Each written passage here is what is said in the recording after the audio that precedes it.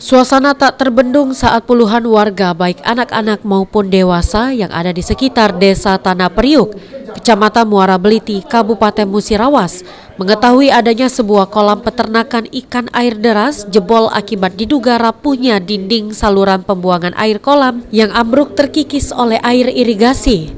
Sehingga ratusan kilogram jenis ikan nila dan emas yang hampir dipanen lepas liar ke saluran irigasi yang ada dan tidak diambil lagi oleh sang pemiliknya. Salah satu warga yang berada di sekitar lokasi mengaku dengan menggunakan jala dirinya baru mendapatkan ikan nila dan emas yang diperkirakan sebanyak 5 kg dari sebuah kolam ikan yang jebol.